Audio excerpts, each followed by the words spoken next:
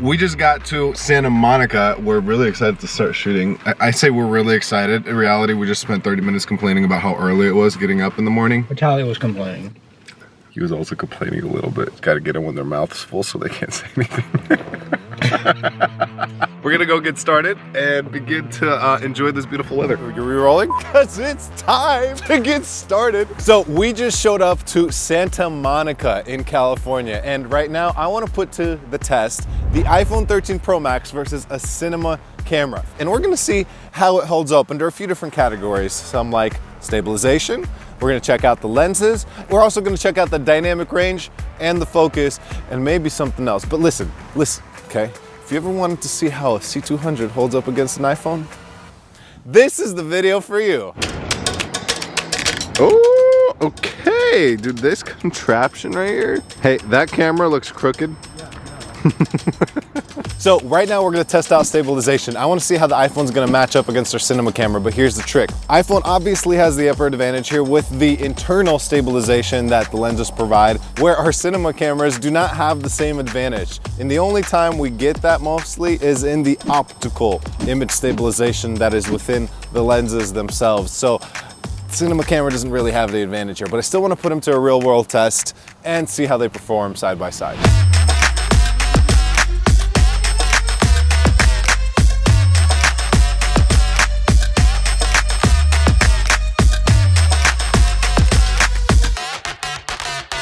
So we just wrapped up shooting stabilization for the phone. Now we gotta go try to get this lens option shot. So that means we gotta bring out the tripod. It's one of the best tripods in the game, ladies and gentlemen. Schatzler. How do you say this? Schatzler.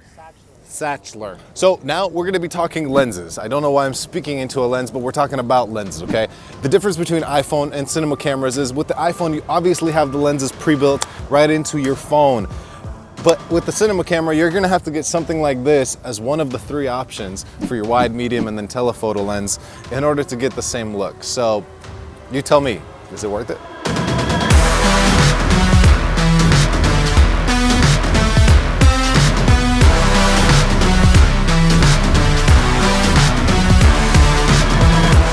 Do not try this at home, kids.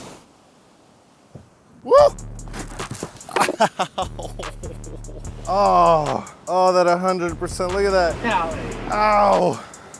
I'm in so much pain now. Why does this happen to me? This is what happens when you try to do something good for a video.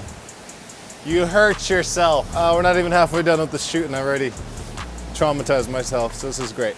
Let's just keep going.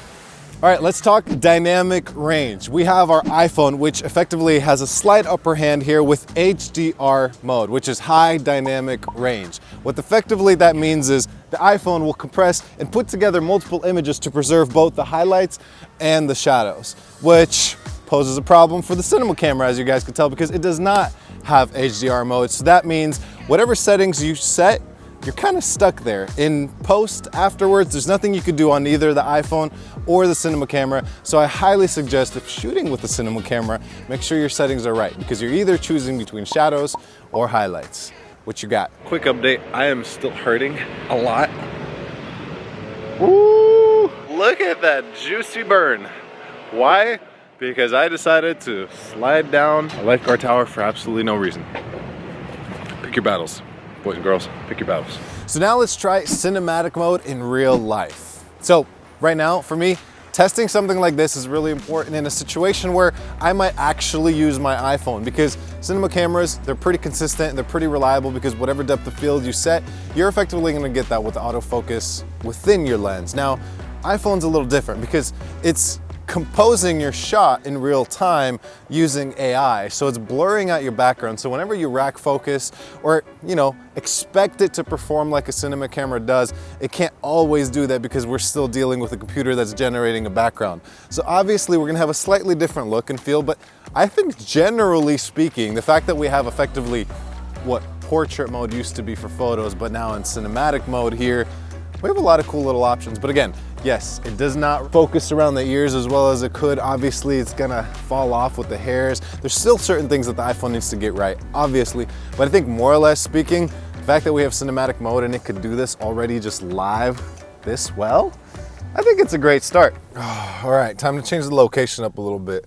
I think we've been stuck in this little area for a little too long. So we're gonna check out a little different spot. So right now we're gonna try slow motion mode. We're gonna do 240 frames on the iPhone, and we're gonna do 120 frames on the cinema camera. In order to best demonstrate this, I want to basically bring you guys on a little journey. And I'm gonna get pied in the face with a lot of whipped cream. When I say a lot, I mean there's a lot of whipped cream in here. As a matter of fact, we're running out. So, we're ready. All right, action.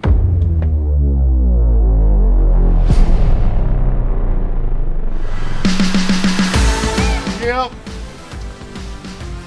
Well, hopefully that was worth it. Oh my God. I'm not even gonna lie, this stinks, okay? I don't like how I feel right now. I just took a shower this morning. Woo! That's a lot of whipped cream, baby. So in summary, we got an iPhone and we got the cinema camera. Two very different products that use two very different techniques. Effectively with the cinema camera, we know that we gotta be very intentional. We have to frame our shots, we have to know what our exposure is, because there's a lot of stuff that we cannot do afterwards, so we gotta get it right the first time. With the iPhone, we have a slightly different situation. The iPhone obviously has HDR mode, it's compatible, it's got stabilization inside, you got your lenses already in the camera. You can play around with a lot more here. So pick your weapon of choice for the next shoot that you're gonna be doing, and just know what you have in front of you. And I hope you guys enjoyed that. I wanna thank Dima for setting up this insane rig for us to be able to do this today, and I wanna thank our team so much for being a part of this. We're really excited to continue growing with you guys online and keep sharing these exciting videos with you guys week after week. So I hope you guys enjoyed this. Make sure to like and subscribe. Be a part of this community as we grow, as we keep shooting more videos and keep sharing this stuff with you guys. And we will see you guys in the next one. And make sure to leave in the comments below an idea for another video if you guys might have one, or 2, or 5. We're in there. We'll see you guys in the comments. But thank you guys so much for watching. Adios. Goodbye.